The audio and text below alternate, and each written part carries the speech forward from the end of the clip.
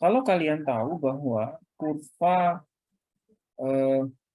AFC itu kan seiring dengannya berjalannya waktu dia akan terus mengecil ya. Masih ingat ya? Kurva AFC itu kan seiring dengan menambahnya Q dari 100 ke 400, dia akan terus hasilnya mengecil ya. Kalau misalkan AFC itu kan rumusnya TFC dibagi dengan Q. Q-nya sama, apa namanya, total fixed cost-nya kan sama tadi ya 1000. Misalkan di sini bagi 100, kemudian 1000 dibagi 400, maka seiring dengan menambahnya Q, maka AFC itu akan semakin kecil nilainya, atau boleh dibilang mendekati 1, tapi tidak pernah menyentuh sumbu X ini. Dia akan semakin mengecil, semakin mengecil. Kalau saya terusin ini dia semakin mengecil, tapi dia mendekati 1, tapi tidak pernah menyentuh angka 1, angka X, sumbu X. Dia mendekati, bukan mendekati 1, mendekati 0. Mendekati 0, atau nilainya itu sudah tidak signifikan lagi, atau nilainya sudah bisa kita abaikan, tapi dia tidak pernah nilainya menyentuh 0. Ya. Dia akan getting closer to sumbu X, tapi dia tidak pernah menyentuh sumbu X. Itu namanya AFC. Karena pembilangnya itu tetap, penyebutnya itu bertambah terus. Ya. Maka dia akan mendekati 0. Nah, hubungan dari ATC dan AVC ya di sini, hubungan ATC dan AVC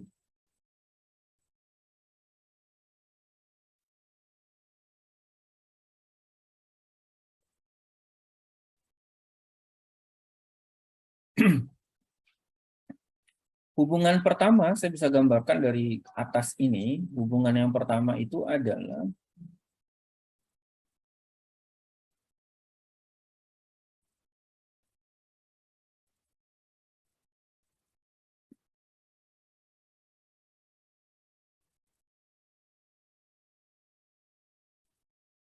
kurva ATC dan kurva AVC ya. Seiring dengan penambahan output, maka kurva ini yang awalnya jaraknya lebar, itu seiring dengan penambahan output dari 100 ke 400, dia akan semakin getting closer, tapi tidak pernah menyentuh sumbu atau tidak pernah bertemu di sini ya. Jadi di sini AVC dan ATC is getting closer together as output increases, but the two lines never meet. Jadi dia seiring dengan bertambahnya output, ATC dan AVC itu akan merapat, ya, tapi dia tidak pernah bertemu. Ya, akan merapat tapi dia tidak pernah bertemu. Kenapa tidak pernah bertemu? Ini diimplikasikan dari AFC yang tidak pernah sama dengan 0. Artinya dia mendekati 0. Ya. Jadi kurva ATC dan AVC itu seiring dengan bertambahnya output itu akan semakin merapat atau getting closer together, but ya, tapi tidak pernah menyentuh dua line tadi, tidak pernah menyentuh. Nah, itu fakta yang pertama. Kemudian fakta yang kedua, ya, fakta yang kedua ini menariknya adalah di MC ya. MC ya, kalau MC-nya itu dia memotong kurva kedua-duanya, baik kurva AVC dan kurva ATC di titik minimumnya, ya. Jadi dia memotong kurva AVC di titik minimumnya AVC dan memotong kurva ATC di titik minimumnya ATC. Ya. Sekali lagi, saya menyimpulkan bahwa ketika MC kurang dari AVC, maka AVC akan turun. Ketika MC lebih besar dari AVC, maka AVC akan naik. Ketika MC itu bertemu kurva AVC di titik minimumnya dan memotong kurva ATC juga di titik minimumnya. Dan kurva ATC dan AVC itu akan seiring dengan bertambahnya output, dia akan merapat tapi tidak pernah bertemu. Karena AFC juga tidak akan pernah menyentuh sumbu X.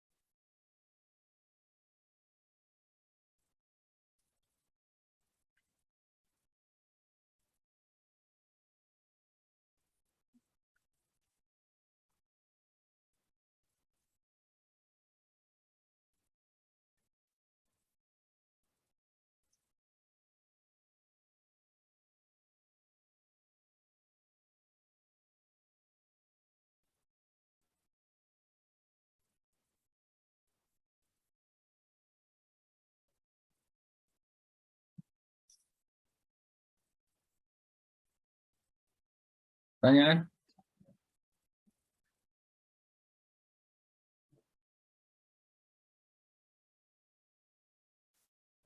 Silahkan yang bingung bertanya ya, jangan dipendem aja gitu ya. Ini hubungan.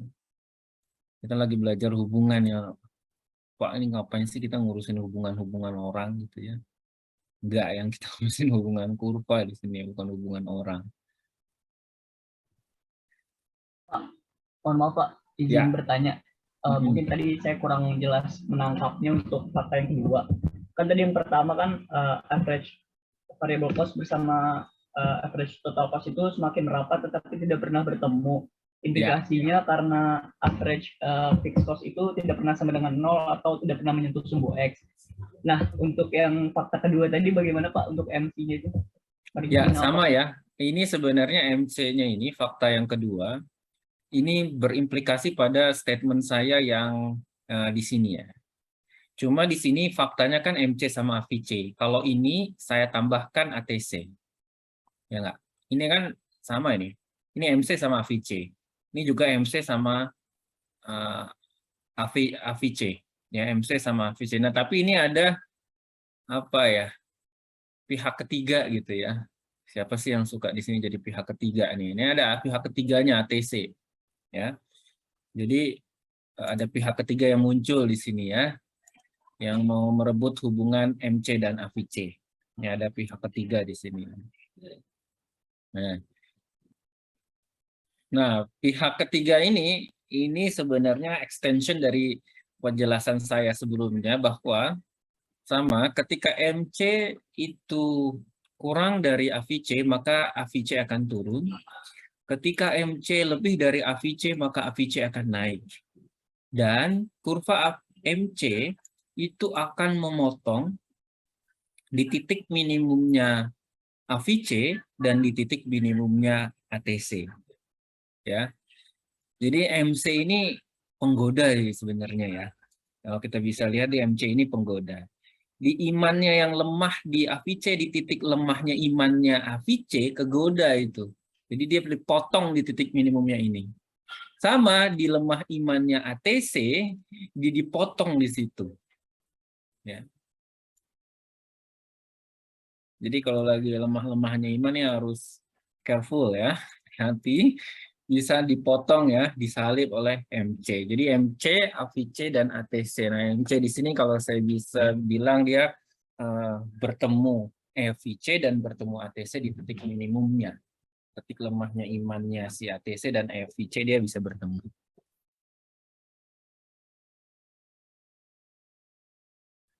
Gitu ya. Semoga kalau digambarkan gitu kalian lebih masuk ya. Semoga ya. Bener nggak Lanang? Bener nggak Lanang? Benar, Pak. Oh bener ya. Oke.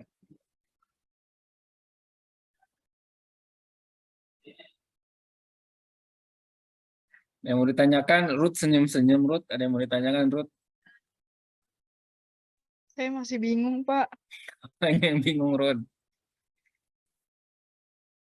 Dari yang dari yang Bapak jelasin tadi, saya masih bingung, Pak. Apanya yang bingung? Yang mana? Yang bingung dari awal. Pak, dari jam 9 tadi saya setengah 10 saya masuk, saya masih bingung semua. Masya Allah, saya bingung nih jelasin dari awal lagi. Gimana? Bingungnya yang mana, Ruth? Part mana yang perlu saya highlight atau saya garis bawahi atau saya ulang?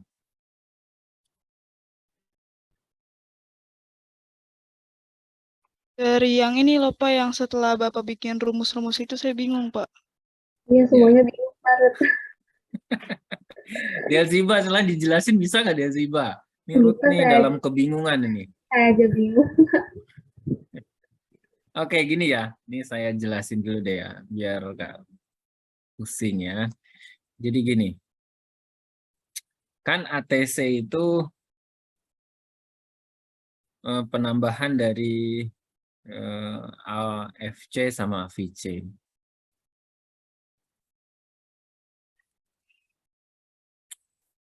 Nah, AFC ini tidak akan pernah sama dengan 0.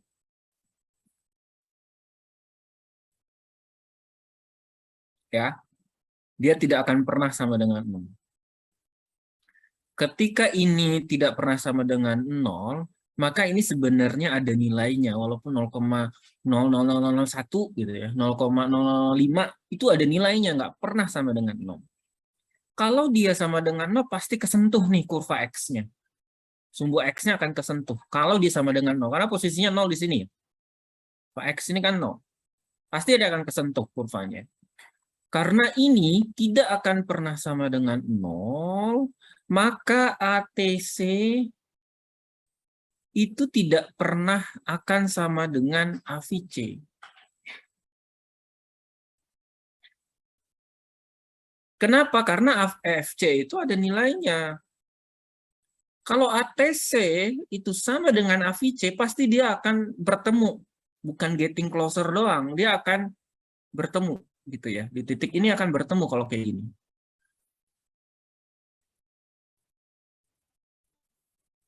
Ya.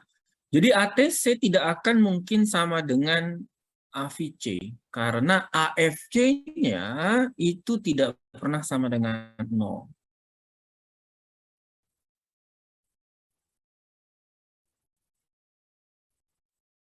Is it clear enough, Ruth?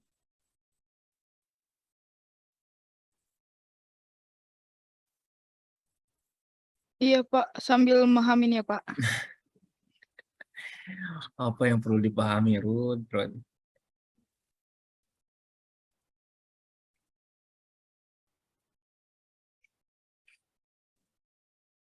Oke, sampai situ dulu ya. Maka kenapa ATC sama AVC nggak pernah ketemu gitu ya?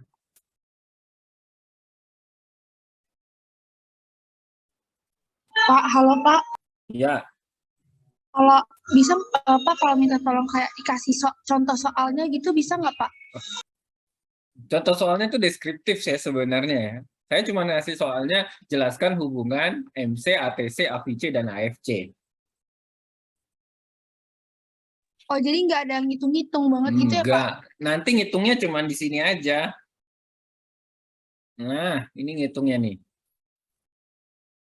Saya kasih cuma row 1, row 2. Hitung row 3 sama, saya kasih kolom 1 dan kolom 2. Kalian hitung kolom 3 sampai kolom 8. Sorry, saya kasih 1, 2, dan 5. Kolom 1, 2, dan 5. Kalian hitungnya 3, kolom 3, kolom 4, kolom 6, kolom 7, kolom 8. Baru nanti next soalnya jelaskan hubungan AVC dan MC, jelaskan hubungan TC, TFC, dan TVC, dan jelaskan hubungan ATC, AVC, MC, dan AFC. Jadi gini, saya logikain lagi ya. ATC tidak akan pernah bertemu AVC karena AFC ini selalu masih ada gitu ya. Jadi masih terlibat hubungan pernikahan. Jadi ATC tidak akan pernah bertemu dengan AVC karena AFC masih ada. Gitu ya. Jadi si AVC itu dia sadar diri. Biarlah mereka bahagia, saya tinggal nunggu kalau AFC udah nggak ada.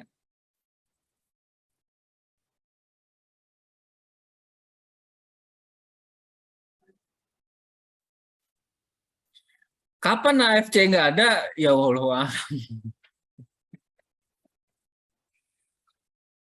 Walau malam ya gitu ya. Kapan dia matinya, kapan dia cerainya kita nggak tahu.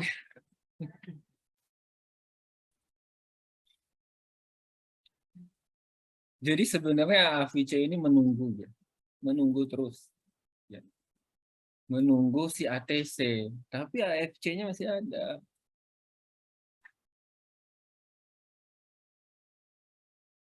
Gitu ya. Ya, semoga paham lah ya. Dijelaskan sesimpel itu.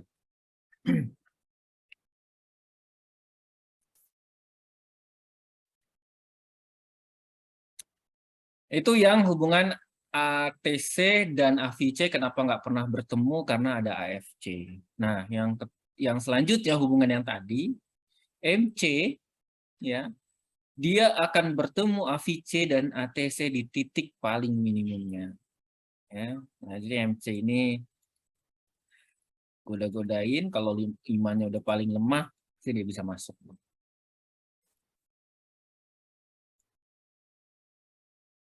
Ya. Jadi MC ini penggoda, gitu ya. Penggoda. Pak, Ya. berarti minimum CMC ini masuk di iman terlemahnya AVC dan ATC.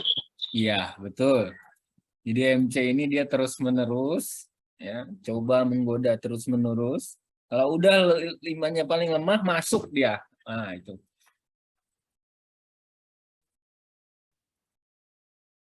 Makanya kita sering-sering sholat kali ya, biar nggak lemah imannya.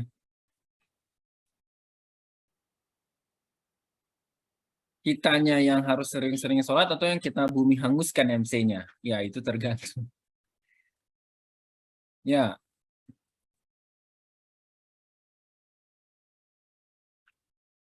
nggak tahu yang lemah-lemahnya imannya ATC atau AVC, atau MC yang berdoa terus ya, supaya ketemu ATC dan AVC. Ya, jadi doa mana yang paling cepat dikabulkan?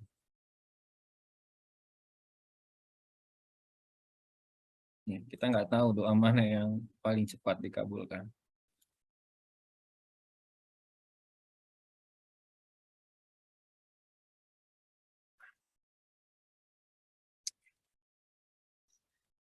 Oke, is it clear? Clear, Pak. Clear ya? Ya, ya. Jadi contohkan, kalau nggak clear juga, Masya Allah, saya harus gimana lagi ini? Kasih saya petunjuk dan hidayah serta taufik untuk menjelaskan gitu ya. Kalau nggak jelas juga.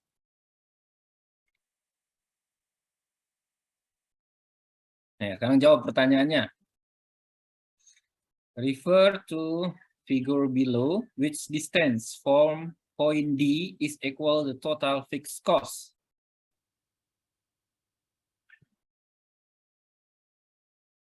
I give you 1 minute to think and answer these questions A, B, C, or D, and I choose randomly.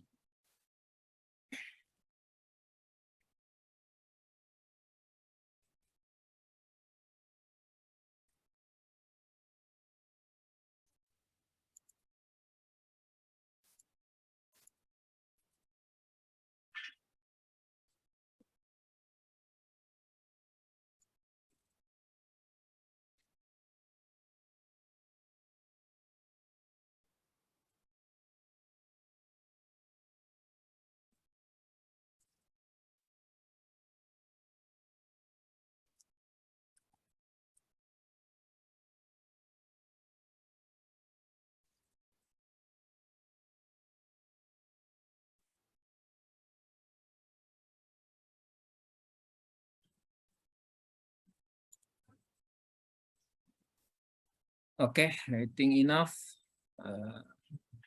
I hope you have one answer from this, from 4 alternative choices, yeah.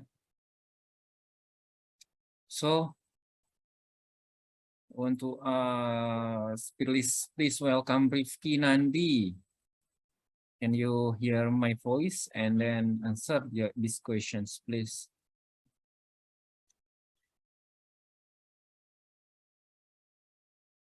A, B, C, or D? Yang D, Pak. Hah? Delta? Delta, Pak. Oh, delta. Oke. None of the above. Jadi tidak ada jawaban yang benar. Fixed cost cannot be measured from point D. Really?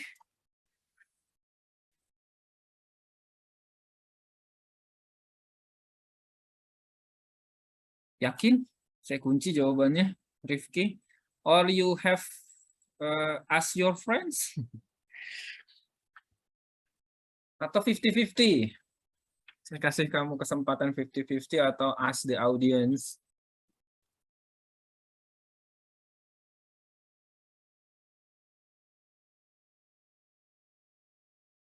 Destiny? You have a different questions?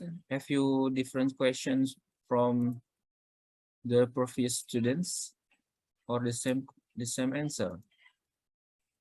Destiny. Please welcome Destiny. Sama ya, D. Oke, ada yang berbeda. Axel? Saya sama Pak D. Sama juga D. Oke, saya tanya ke Axel ya. Apa sih maksud pertanyaannya dulu deh? Which distance from point G is equal to total fixed cost. Jadi jarak dari poin D itu sama ke total fixed cost itu yang mana? Nah, kan total fixed cost itu kan ya datar tuh ya Pak. Jadi dari jarak-jaraknya nggak ada yang sama total fixed cost-nya. Total fixed cost itu kan rumusnya, kalau kita lihat ya, TFC itu kan kalau bicara masalah jarak ya, distance itu kan jarak ya. Berarti sebenarnya TFC itu kan rumusnya kan adalah TC dikurang TVC kan.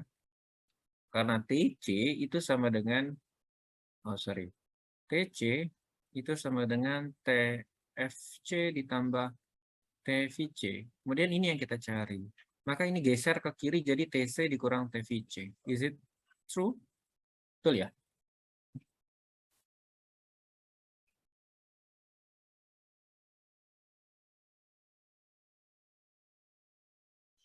Nah, setelah saya jelasin ini, jawabannya jadi berbeda nggak, Lanang? Apa tetap di D? Sepakat? Jadi berubah, Pak. Jadi apa, Lanang? A, B, C, or D? B, Pak, mungkin. Hah? Nggak kedengeran, suara kamu kurang keras. Yang B, Pak. B. Bravo. Oke. Bravo. Oke, sudah berubah jawabannya. Delziba?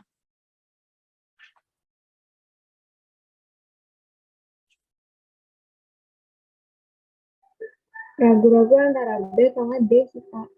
Oke, yang paling yakinnya tinggi setelah kamu istikharah yang mana, Delziba? Kayaknya yang B deh, Pak. B, oke. B. Terakhir, Anur Baiti Jannah. Saya juga B, Pak. B ya, oke. Jadi B-nya sama D sekarang jawabannya. Nur, cahaya, baiti, rumah di surga. Cahaya, rumah di surga. Waduh, ini berat nih arti nama kamu. Oke, kita kunci jawabannya ya betul ya, yang B. Ya. Yang B. Kenapa? Karena TC itu adalah titik D dikurang ke titik TVC-nya itu kan titik C. Jadi titik C.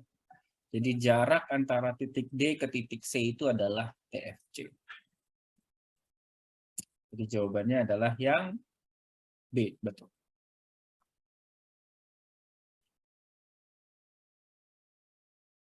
Ini jawabannya ya, dari TVC, TC dikurang TVC, TFC.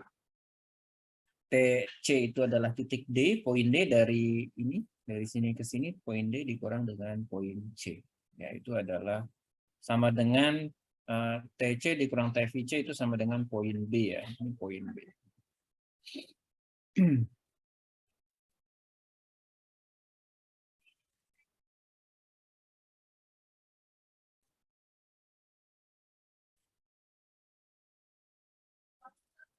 Tadi ini sudah saya jelaskan di tadi, the relationship between TC dan MC is exactly the same as the relationship between FVC dan MC. Jadi hubungan antara MC dan AVC itu sama dengan hubungan MC dan ATC.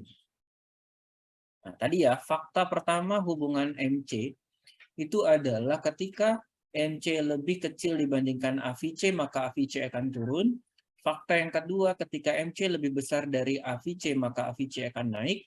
Fakta yang ketiga adalah MC akan memotong AVC di titik minimumnya. Begitupun hubungan dengan MC dan ATC.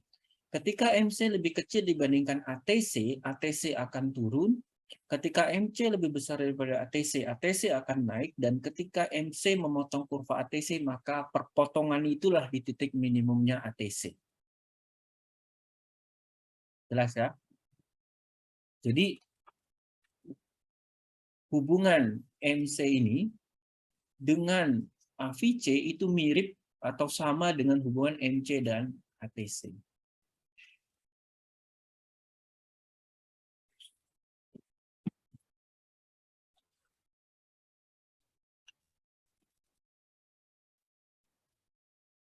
Jadi kalau hubungannya sama ya kalian hafalinnya satu aja. Kalian pahaminya satu aja. Hubungannya sama.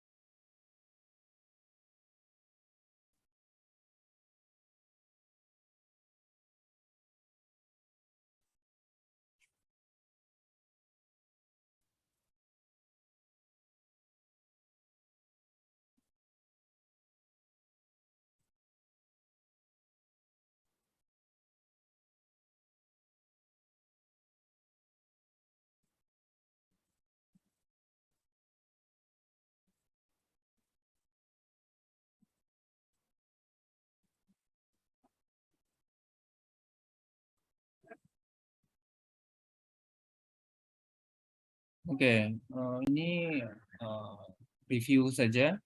Ya, TFC, kita sudah belajar TFC, TVC, TC itu TFC ditambah TVC.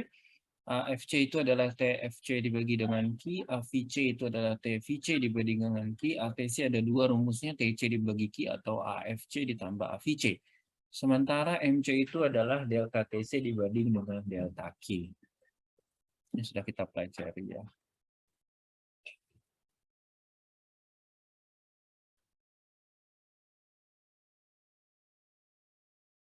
Silahkan dipikirkan jawabannya.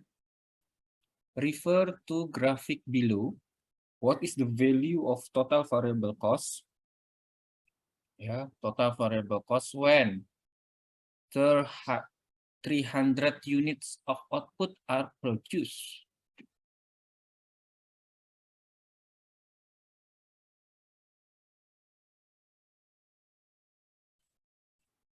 $10.200 dapat dari mana?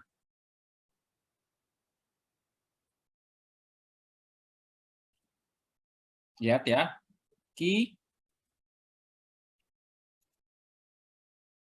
If Q is equal to 300, nah yang ditanyakan adalah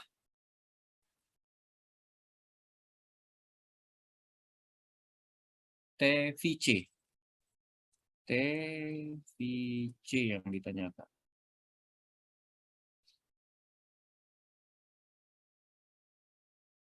Nah, TVC itu rumus dari AVC itu kan TVC dibagi dengan Q.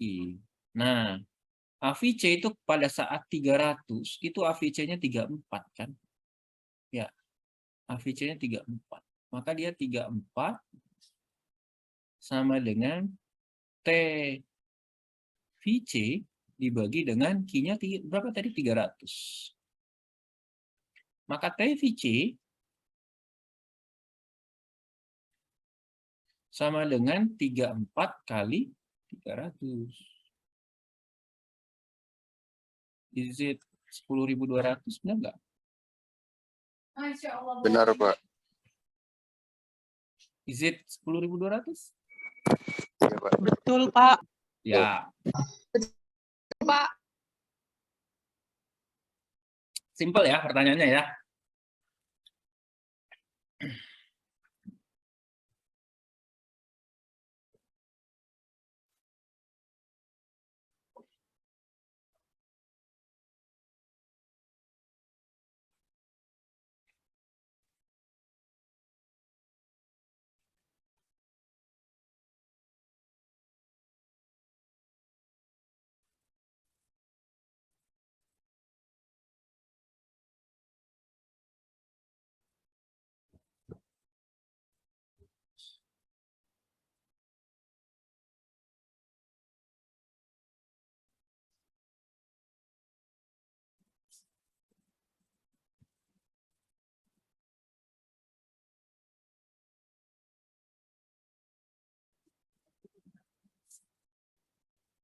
Oke.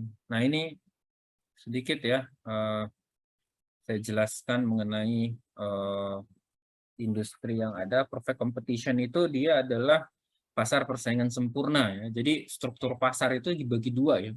Ada yang kita sebut dengan persaingan sempurna, ada yang kita sebut dengan persaingan tidak sempurna ya. Jadi perfect competition itu adalah pasar persaingan sempurna.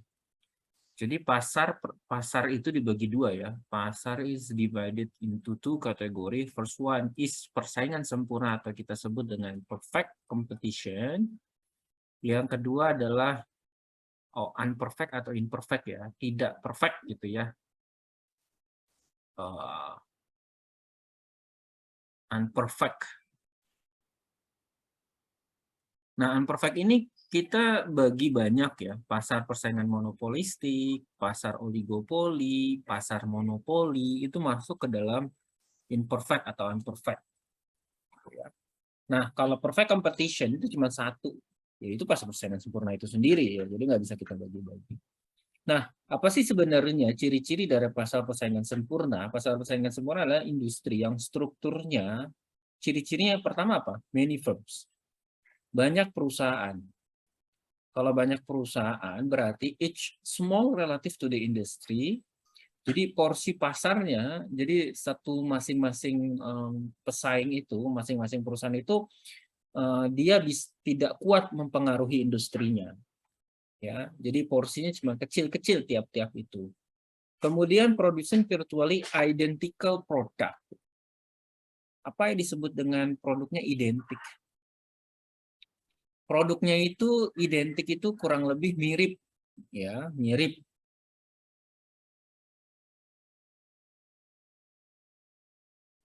And in which no firm is large enough to have any control over price. Jadi tidak ada satupun perusahaan yang punya kontrol terhadap harga karena perusahaannya banyak. Kalau dia mengontrol harga, misalkan rata-rata, ini contohnya adalah fotokopi ya. Jasa fotokopi itu kan dia banyak ya perusahaannya. Kalau satu fotokopi itu 100 perak, tiba-tiba ada penjual yang ngasih pasang harga satu fotokopi, satu lembarnya itu 10.000. Pasti akan ditinggalkan karena dia nggak bisa kontrol harga, masih banyak pesaing yang lain. Nah itu ya. In perfect competitive industry, new competitors can freely enter and exit market. Jadi bagi follower yang ingin masuk ke dalam industri tadi atau pesaing yang ingin masuk ke dalam industri tadi, is it freely ya, free enter dan free exit ya. Jadi bebas masuk dan keluar pasar, tidak ada yang membatasi. Beda halnya sama monopoli, kalau PLN itu dibatasi undang-undang. Pasal 33, air bla bla bla yang air, bumi dan segala macam yang mempengaruhi hajat hidup orang banyak dikuasai oleh pemerintah. Maka kalau monopoli PLN itu, listrik itu dikuasai pemerintah. Jadi dia ada aturan atau regulasinya. Ya. Jadi tidak boleh masuk bebas, keluar bebas. Nggak bisa masuk keluar bebas seperti itu.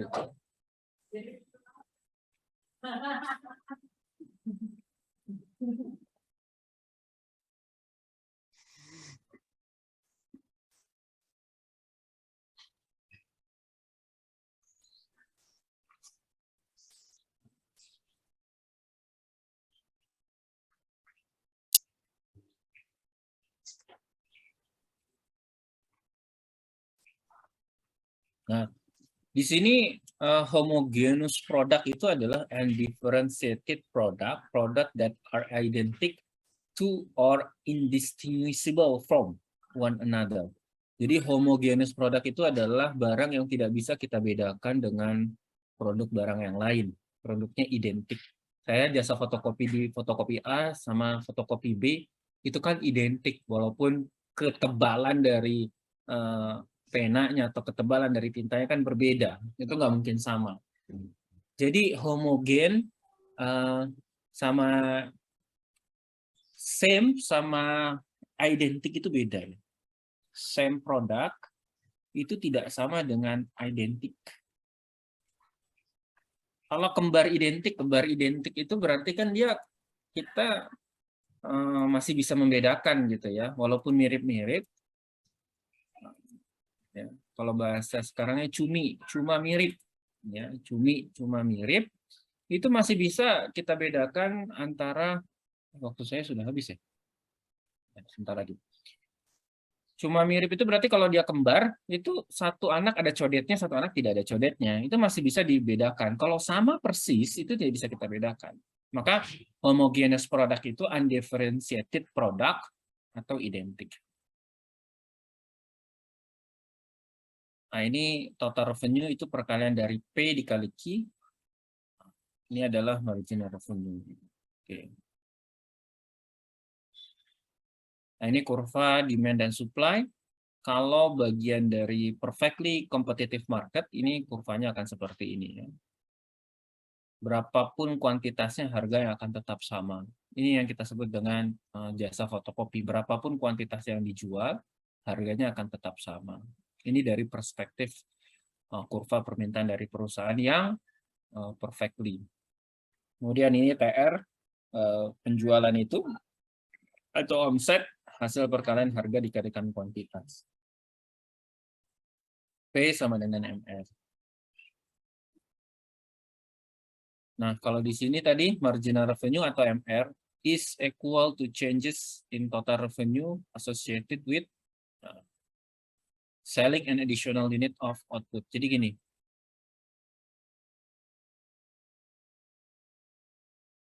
kenapa P sama dengan MR?